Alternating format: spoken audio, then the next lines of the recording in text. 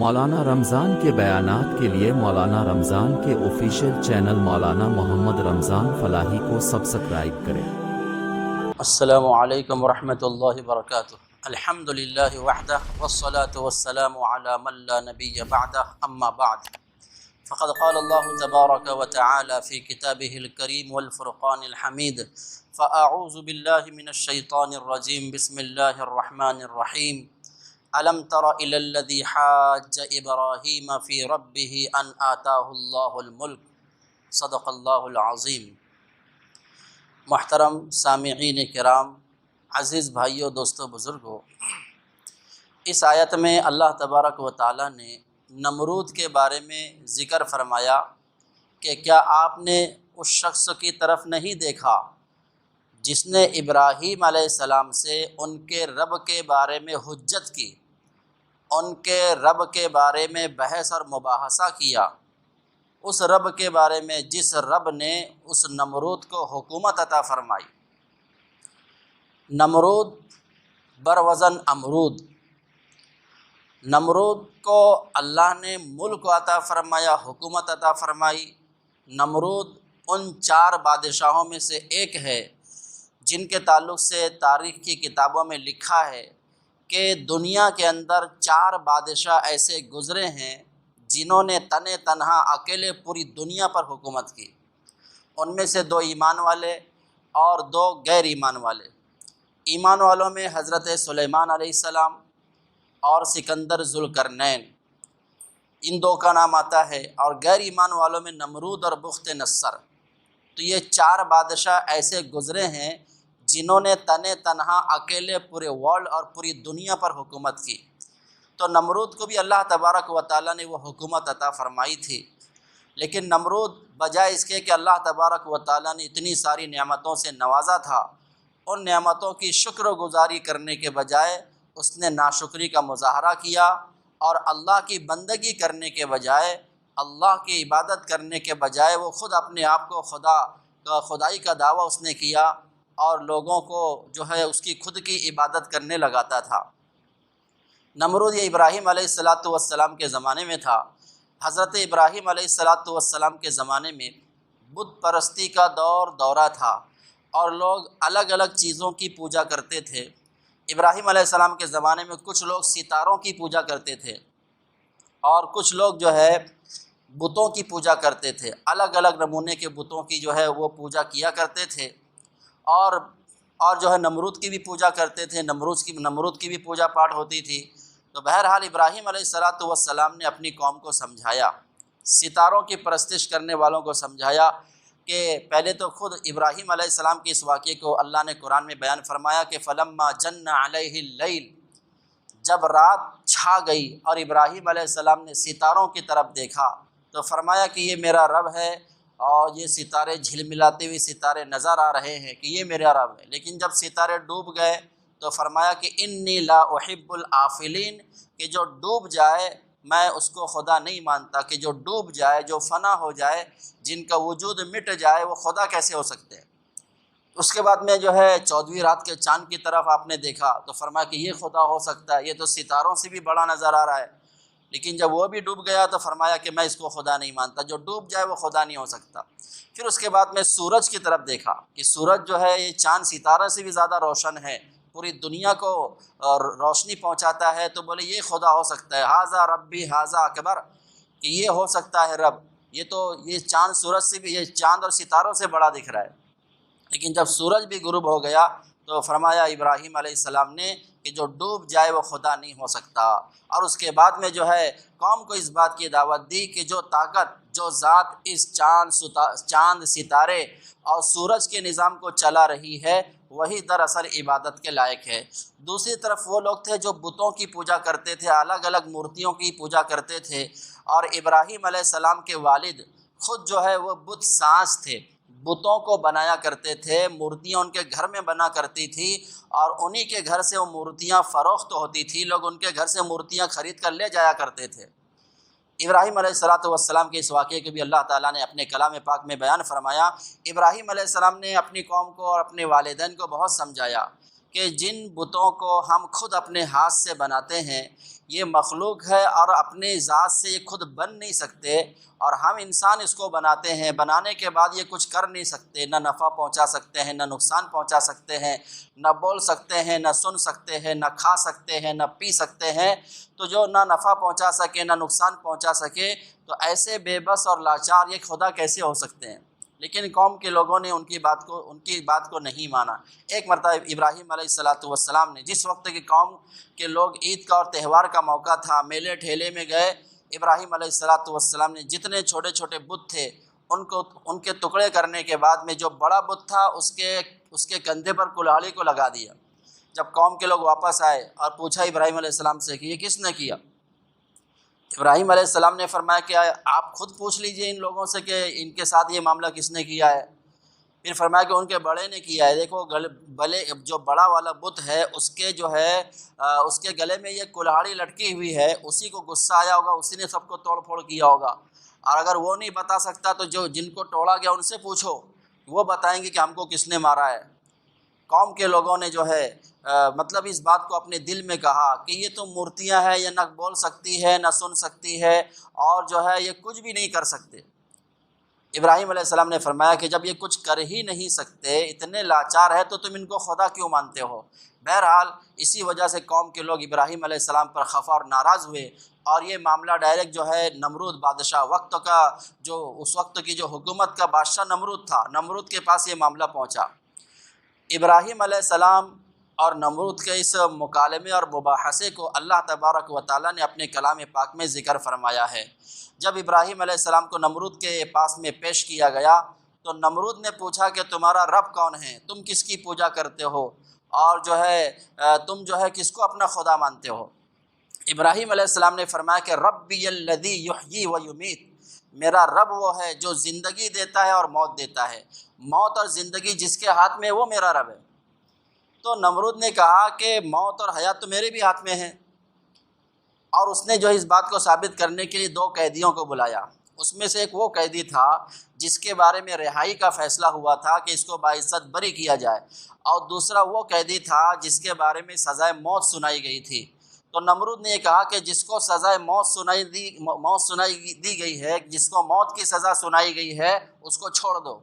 اور جس کو رہائی کا حکم دیا گیا اس کی گردن اڑا دو، اس کو ختم کر دو۔ تو جس کے بارے میں رہائی کا حکم تھا، گویا کہ اس کو زندگی ملنے والی تھی، اب اس نے اس کو موت دے دی، اور جس کو جو ہے مرنا تھا اس کو گویا کہ اس نے چھوڑ کر کے اس کو زندگی دے دی۔ تو نمرود نے کہا کہ دیکھو میرے ہاتھ میں بھی موت اور حیات ہے، کہ میں نے ایک کو موت دی اور ایک کو زندگی دی۔ ابراہیم علیہ السلام سمجھ گئے کہ یہ اس مثال سے جو ہے اس کو بات سمجھ میں آنے والی نہیں، کہ موت اور حیات جس کے قبضے میں ہے، کہ جس کو مارا ہے اس کو دوبارہ زندہ کر کے بتا، کہ یہ اللہ تعالیٰ کی قدرت ہے کہ موت دینے کے بعد بھی دوبارہ زندہ کر سکتا ہے۔ لیکن ابراہیم علیہ السلام نے اس مثال کو آگے نہ بڑھاتے ہوئے فوراً جو ہے دوسری بات پیش فرمائی کہ میرا رب وہ ہے کہ سورج کو مشرق سے نکالتا ہے، مغرب میں ڈبوتا ہے۔ اگر تو خدا ہے یا خدائی کا دعویٰ کرتا ہے تو سورج کو مشرق کے بجائے مغرب سے نکال کر دکھا۔ فبہت الذی کفر، تو وہ شخص مبہوت ہو کے رہ گیا، لاجواب ہو گیا، دلیل کے سامنے وہ ذلیل ہو گیا، لیکن کوئی جواب وہ نہیں دے سکا، اور خاموش رہنے میں ہی اس نے جو ہے عافیت سمجھی۔ حالانکہ نمرود یہ بول سکتا تھا کہ اگر تمہارا خدا جو ہے مشرق سے اس کو نکالتا ہے مغرب میں ڈباتا ہے تو تم جو ہے اپنے خدا سے کہو کہ وہ مغرب سے نکال کر مشرق میں ڈبائے۔ وہ اس وجہ سے بھی نہیں بولا کہ اس کو پتہ تھا کہ اگر میں بولوں گا اور ابراہیم علیہ السلام اپنے رب سے دعا کریں گے تو اللہ تبارک و تعالیٰ مشرق کے بجائے مغرب سے بھی نکالنے پر قادر ہے۔ تو اس طرح جو ہے لوگ جو ہے اس کی حکومت کو پھر تسلیم نہیں کریں گے، اور اس کی حکومت کا شیرازہ بکھر جائے گا، اس لیے وہ لاجواب ہو کر خاموش ہو گیا۔ اور خاموش ہی نہیں بلکہ بولتے نا کھسیانی بلی کھمبا نوچے، کہ جس کو جب کوئی جواب نہیں بن پڑتا، کوئی دلیل نہیں ہوتی، تو اپنی طاقت کا استعمال کرتا ہے۔ تو نمرود نے یہ کیا کہ اب ان کو جو ہے جلا ڈالو، اب جو ہے انہوں نے بہت ہمارے معبودوں کے ساتھ میں اس نے گستاخی کی ہے، اور جن کی وہ پوجا کرتے تھے، چونکہ لوگ الگ الگ چیزوں کی پوجا کرتے تھے اس زمانے کے اندر، ہمارے زمانے کے اندر بھی بہت سارے لوگ الگ الگ چیزوں کی پوجا کرتے ہیں۔ کچھ لوگ جو ہے جن چیزوں سے فائدہ نظر آتا ہے، جن چیزوں سے نفع نظر آتا ہے، نفع پہنچتا ہوا نظر آتا ہے، اسی کی پوجا چالو کر دیتے ہیں۔ جیسے کہ سورج سے روشنی ملتی ہوئی نظر آ رہی ہے تو سورج کو جو ہے پوجنا چالو کر دیا، سوریہ نمسکار کرتے ہیں، کچھ لوگ 14ویں رات کے چاند یعنی چاند کی پوجا کرتے ہیں، تو کوئی ستاروں کی پوجا کرتے ہیں، اور کچھ لوگ جو ہے یہ ندی اور پانی کے ذریعے سے انسان کو زندگی ملتی ہے، ندی کی اور دریاؤں کی پوجا کرتے ہیں، کچھ لوگ جو ہے زمین کی پوجا کرتے ہیں کہ اس سے غلہ نکلتا ہے، اس سے نفع ہوتا ہے، تو زمین کی پوجا کرتے ہیں، اور کچھ لوگ باغ کی اور جو ہے یعنی کھیتی باڑی کی پوجا پاٹ کرتے ہیں، اور کچھ ایسے ہوتا ہے جس سے نقصان ہوتا ہوا نظر آتا ہے اس کی پوجا کرتے ہیں، جیسے ناگ کی پوجا کرتے ہیں کہ ڈس لیتا ہے تو انسان ختم ہو جاتا ہے، کچھ لوگ ناگ کی، تو کچھ لوگ آگ کی پوجا کرتے ہیں کہ آگ یہ انسان کو جلا کر راکھ کر دیتی ہے، تو کوئی ناگ کی پوجا کر رہا ہے، تو کوئی آگ کی پوجا کر رہا ہے، اور کوئی جو ہے دیوی دیوتاؤں اور پتھر کی مورتیوں کی جو ہے پوجا کرتے ہیں، کچھ ایسے بھی ہے کہ ہر کنکر کو اپنا شنکر مانتے ہیں۔ بہرحال دنیا میں الگ الگ قسم کے نظریات کے حامل لوگ ہیں۔ ابراہیم علیہ السلام نے اس بات کو امت کے سامنے، انسانیت کے سامنے پیش کیا کہ جو مخلوق ہے وہ خدا نہیں ہو سکتے، اس ساری کائنات کا بنانے والا، ساتوں زمین ساتوں آسمان اور اس کائنات کے بنانے والی جو ذات ہے اس ذات کا نام اللہ ہے، وہی اللہ تنہا سب کا خالق ہے۔ کہتے ہیں کہ سب کا خالق اللہ ہے، سب کا مالک اللہ ہے، سب کو پیدا اس نے کیا، قدرت والا اللہ ہے، سب کا خالق مالک اللہ ہی ہے، اور اللہ ہی کی عبادت کرنا چاہیے، اس کے علاوہ کسی اور کی عبادت نہیں کرنا چاہیے۔ اس بات کو ابراہیم علیہ السلام نے جب دلائل کے ساتھ میں اپنی قوم کے سامنے پیش کیا تو بجائے اس کے کہ قوم ان کی بات کو مانتی، تسلیم کرتی، ایسا نہ کرتے ہوئے ان لوگوں نے ابراہیم علیہ السلام کو جلانے کا فیصلہ کر لیا۔ چنانچہ نمرود نے حکم دیا کہ ابراہیم علیہ السلام کو جلانے کے لیے جو ہے ایک ایسا جو ہے ان کو سزا دی جائے تاکہ پوری دنیا والوں کے لیے عبرت ناک یہ واقعہ بن جائے۔ چنانچہ نمرود نے یہ کیا، سارے لوگوں کو حکم دیا کہ لکڑیاں جمع کرے۔ چنانچہ جو ہے کئی مہینوں لکڑیاں جمع کی گئی، اور لکھا ہے تاریخ کی کتابوں کے اندر کہ لوگ اس بات کی نظر مانتے تھے کہ اگر میرا یہ کام بن گیا تو اتنا کلو لکڑیاں میں جو ہے ابراہیم علیہ السلام کو جلانے کے لیے جو آگ تیار ہو رہی ہے تو اتنا ٹن اور اتنا من لکڑیاں ہم جو اس آگ میں ڈالنے کے واسطے دیں گے۔ کوئی بھی کام ہمارا بن گیا تو لوگ نظر مانتے تھے کہ اگر ہمارا یہ کام بن گیا تو ابراہیم علیہ السلام کو جلانے کے لیے جو آگ تیار کی جا رہی اس آگ میں ہم اتنی لکڑیاں ڈالیں گے۔ تو اس طرح کا معاملہ اب بہت جو ہے جب وہ آگ ایک بڑے پیمانے پر جو ہے جب وہ جل گئی اور اسی خطرناک ہو گئی کہ لوگ اس کے قریب بھی جانے کی سکت اور طاقت نہیں رکھتے تھے، اور جو ہے کوئی پرندہ اگر اوپر سے اڑتا ہوا گزرتا تھا تو پرندہ بھی جو ہے اس کی تپش کی وجہ سے وہ نیچے گرتا تھا اور جو ہے راکھ بن کر ہوا میں اڑ جاتا تھا، ایسی خطرناک اس نے آگ لگوائی۔ اب آگ جلانے کے بعد میں تقریباً 3 سے 6 مہینے تک وہ آگ کو بھڑکاتا رہا۔ 6 مہینے کے بعد جب آگ اپنی شباب پر آ گئی تو اب نمرود نے یہ چاہا کہ اب ابراہیم علیہ السلام کو اس دہکتے ہوئی آگ کے اندر ڈال دیا جائے۔ چنانچہ جو ہے ابراہیم علیہ السلام کو ڈالا کیسے جائے؟ اب چونکہ قریب میں بھی جو ہے جا نہیں سکتے تھے کہ جو قریب بھی جاتا تھا تو آگ اس کو جھلسا دیتی تھی۔ چنانچہ شیطان نے پھر جو ہے ان لوگوں کی یہ تدبیر بتائی کہ ایک گوفن منجنیق بنائی جائے، گلیل ٹائپ میں ایک منجنیق بنائی جائے جس میں ابراہیم علیہ السلام کو رکھا جائے، اور اس کے بعد میں جو ہے اس طریقے سے ابراہیم علیہ السلام کو آگ میں ڈالا جا سکتا ہے۔ بہرحال ویسا ہی کیا گیا، ابراہیم علیہ السلام کے لیے منجنیق بنائی گئی، اور اس میں ڈال کر جب ابراہیم علیہ السلام کو آگ میں ڈالا جا رہا تھا تو جبریل علیہ السلام آئے۔ یہ منظر دیکھ کر فرشتوں کی دنیا میں کوہرام مچ گیا۔ جبریل علیہ السلام آئے اور کہنے لگے، اللہ کی اجازت لے کر ابراہیم علیہ السلام کے پاس آئے کہ اگر آپ اجازت دیں تو جو ہے آپ اس آگ سے بچ سکتے ہیں اور ہم جو ہے آپ کو آگ سے بچا لیں گے۔ ابراہیم علیہ السلام نے فرمایا کہ اما الیک فلا، کہ بھئی آپ سے مجھے کوئی مدد نہیں چاہیے، یہ میرا اور میرے رب کا معاملہ ہے، میرے لیے میرا اللہ کافی ہے، حسبنا اللہ ونعم الوکیل نعم المولا ونعم النصیر۔ ابراہیم علیہ السلام کی اس پیشکش کو ابراہیم علیہ السلام نے منع فرمایا۔ اس کے بعد میں میکائیل علیہ السلام جو فرشتوں جو بارش کے برسانے پر مامور ہیں، میکائیل علیہ السلام آئے ابراہیم علیہ السلام کے پاس، بولے آپ اگر اجازت دے تو بارش برسا دیتا ہوں، یہ پوری آگ بجھ جائے گی۔ فرمایا کہ نہیں، مجھے آپ کی بھی ضرورت نہیں ہے، میرا اللہ میرے لیے کافی ہے۔ بہرحال اس کے بعد جب ابراہیم علیہ السلام کو جیسے ہی آگ میں پھینکا گیا تو کیا ہوا رب جلیل نے ابراہیم علیہ السلام کے لیے، اپنے خلیل کے لیے اس آگ کو باغ بنا دیا، اور براہ راست اللہ تبارک و تعالیٰ نے اس آگ کے خطاب فرمایا کہ قلنا، ہم نے کہا، یا نار کونی بردا و سلاما علی ابراہیم، یا نار، اے آگ، کونی، ہو جا، بردن، ٹھنڈی ہو جا، و سلامن، سلامتی والی ٹھنڈی، علی ابراہیم، ابراہیم علیہ السلام کے لیے۔ علماء فرماتے ہیں جیسے ہی اللہ نے فرمایا کہ یا نار، اے آگ، کونی بردن، تو ٹھنڈی ہو جا، تو آگ ٹھنڈی ہو گئی۔ اب فرمایا اتنی ٹھنڈی بھی مت ہو جا کہ میرے ابراہیم کو ٹھنڈی لگنے لگے اور ان کو جو ہے پھر گرمی کی ضرورت محسوس ہو۔ سلامن، ایسی ٹھنڈی ہو جا جو سلامتی والی ہو، جس کے اندر میں سکون ہو، جس کے اندر میں راحت ہو، ایسی ٹھنڈک جس سے انسان کو راحت پہنچتی ہے، ایسی ٹھنڈک نہیں جس سے تکلیف پہنچتی ہے۔ اور فرمایا کہ صرف اعلیٰ ابراہیم، ابراہیم علیہ السلام کے لیے ٹھنڈی ہو جا۔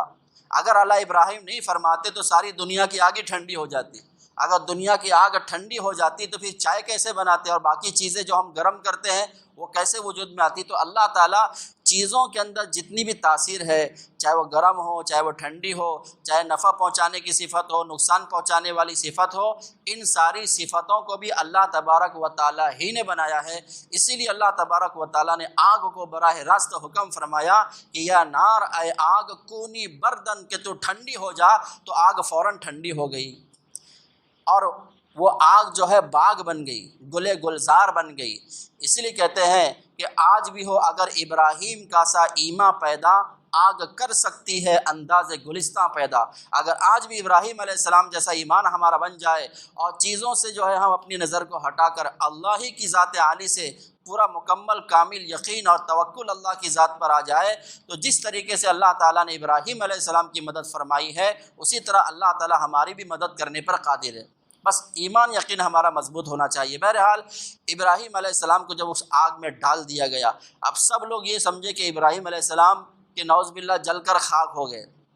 لیکن ان کو کیا پتہ کہ ابراہیم علیہ السلام کے لیے اللہ نے اس آگ کو باغ بنا دیا ہے، گلے گلزار بنا دیا ہے۔ 40 دن کے بعد میں صحیح سلامت ابراہیم علیہ السلام جب باہر واپس آئے تو لوگ حیران رہ گئے، اتنا بڑا معجزہ دیکھنے کے بعد بھی اس قوم نے ایمان کو قبول نہیں کیا، ایمان نہیں لائی۔ کہ مہر جن کے دلوں پر لگ جائے تو ان کو حق بات واضح ہونے کے بعد بھی وہ جانتے تو ہے لیکن مانتے نہیں۔ بہرحال تو ابراہیم علیہ السلام کو اللہ نے صحیح سلامت اس آگ سے بچا کر باہر نکالا، اور اس کے بعد میں پھر بھی نمرود جو ہے، نمرود نے ابراہیم علیہ السلام کی کوئی بات نہیں مانی۔ بالآخر رب کے اس کے تعلق سے آتا ہے تاریخ کی کتابوں میں کہ نمرود نے ابراہیم علیہ السلام سے اعلان جنگ کیا، جنگ کا اعلان کیا کہ اگر واقعی میں تمہارا رب ہے تو میری پوری دنیا پر، چونکہ اس کی حکومت تھی، اس نے یہ کہا کہ میں پوری دنیا میں میری جو فوجیں پھیلی ہوئی ہے، پوری فوج کو اکٹھا میں ایک میدان میں لے کر آتا ہوں، اور تم بھی اپنے رب کی جو فوج ہے اپنے رب سے کہے کہ وہ اپنی فوج بھیج دے، اور دونوں کی فوج میں لڑائی ہوگی، اور کون جیتتا ہے کون ہارتا ہے، کس کی طاقت زیادہ ہے کس کی طاقت کم ہے، پتہ چل جائے گا۔ چنانچہ نمرود نے اپنی پوری فوج کو جو ایک جگہ جمع کیا، اور اس کے بعد نمرود نے خدائی طاقت کو للکارا کہ اگر تمہارا خدا ہے تو اپنی فوج کو بھیجے، میں تو اپنی فوج لے کر آیا ہوں۔ ابراہیم علیہ السلام نے اللہ تعالیٰ سے دعا فرمائی کہ اللہ اس باطل طاقت کا صفایا فرما، اور کفر و شرک کو جو ہے اس بستی سے صاف اور پاک فرما۔ چنانچہ اللہ تبارک و تعالیٰ چونکہ پاورفل اور طاقتور ہے، اور اللہ کی طاقت کے سامنے ساری کائنات کی طاقت کی کوئی حیثیت نہیں ہے، لنگڑے مچھر کے پر کے برابر بھی کسی کی کوئی طاقت نہیں اللہ کی طاقت کے مقابلے میں۔ چنانچہ اللہ تبارک و تعالیٰ نے مچھروں کا ایک گول بھیجا، اتنے زیادہ مچھر، اپنی قدرت کے خزانے میں سے ایک دروازہ مچھروں کا جب کھولا ہے تو اتنی تعداد کے اندر مچھر آئے ہیں کہ سورج کی روشنی ماند پڑ گئی۔ جیسے بہت ابر ہو تو سورج نظر نہیں آتا، تو سورج نظر نہیں آ رہا تھا، اور وہ سارے کے سارے مچھر اس کی فوج میں گھس گئے، اور ان مچھروں نے جو ہے ان کی فوجوں کا جو حال کیا ہے، وہ سارے کے سارے فوجی تتر بتر ہو گئے۔ اور اسی میں یہ ہے کہ ایک ننگڑا مچھر نمرود کی ناک کے اندر گھسا، اور ناک کے راستے سے اس کے دماغ میں پہنچ گیا، چونکہ یہ اللہ کی پکڑ تھی۔ اب وہ اندر پہنچنے کے بعد چپ نہیں بیٹھا، وہ مچھر اندر اس کا بھیجا، اور اس کا دماغ کھا رہا تھا، جس کی وجہ سے نمرود کے سر میں زبردست درد ہو رہا تھا، وہ پریشان تھا۔ حکیموں کو بلایا، بہت علاج کیا، لیکن اس کا سر کا درد دور نہیں ہو رہا تھا۔ کسی نے کہا کہ یہ درد دور ہو سکتا ہے، اس کو ذرا بکے سے مارنا پڑے گا۔ تو جب اس کو سر پر مارا جاتا تھا اس کو سکون ملتا تھا، جب تک اس کو سر کو مارا جاتا تھا جب تک وہ مچھر کھانا اور کاٹنا چپ کر دے یعنی بند کر دیتا تھا۔ جب وہ مچھر جو ہے جب چپ ہو جاتا تھا تو اس کا سر کا درد اچھا اس کو لگتا تھا، اور جب لوگ مارنا بند کرتے تھے پھر سے وہ کاٹنا چالو کرتا تھا۔ بہرحال تو وہ ہاتھوں سے اور اس کے بعد میں جوتوں سے لوگ مارتے تھے، اور جو بھی اس کے دیکھنے کے لیے جاتا تھا تو اس کا اکرام یہ ہوتا تھا کہ اس کو جوتوں سے مار مار کے، اس کو جب جوتوں سے مارتے تھے تو اس کو سکون ملتا تھا۔ بہرحال اتنے جوتے اس کے سر پہ پڑے، اتنے جوتے پڑے، اتنے جوتے پڑے کہ اسی میں اس کا سر پھٹا، اور پھٹنے کے بعد وہ لنگڑا مچھر اڑا، اور اللہ تبارک و تعالیٰ نے جو خدائی طاقت کو چیلنج کیا تھا، اس طرح ایک ذلیل اور حقیر مخلوق کے ذریعے سے انتہائی ذلت کی موت وہ مرا ہے، اور قیامت تک آنے والے انسانیت کے لیے عبرت کا نمونہ اور عبرت کا سامان وہ بن گیا۔ جو اللہ کی طاقت کو چیلنج کرتا ہے وہ اسی طرح نیست نابود اور تباہ برباد ہوتا ہے۔ نمرود اگرچہ پوری دنیا کا بادشاہ تھا، لیکن اس کو بادشاہت اللہ نے دی تھی۔ جس اللہ نے اس کو بادشاہت دی تھی اسی اللہ کے مقابلے میں، اسی اللہ سے لڑنے کے لیے اپنی فوج کو میدان میں لایا، تو اللہ تبارک و تعالیٰ نے لنگڑے مچھر کے ذریعے سے اس کا صفایا کر دیا۔ بہرحال اللہ تعالیٰ ہم تمام کو صحیح سمجھ عطا فرمائے، اللہ کی بندگی اور عبادت کرنے کی ہم تمام کو توفیق عطا فرمائے۔ جس خالق مالک نے یہ ساری کائنات کو بنایا، زمین آسمان کو بنایا، چاند سورج کو بنایا، اور ساری مخلوقات کو اللہ ہی نے بنایا ہے، اللہ ہی کی عبادت کرنے کی اللہ تعالیٰ ہم تمام کو توفیق عطا فرمائے۔ کفر سے، شرک سے اللہ تعالیٰ ہم تمام کی اور پوری امت کی حفاظت فرمائے۔ وآخر دعوانا ان الحمد للہ رب العالمین۔ السلام علیکم ورحمۃ اللہ وبرکاتہ۔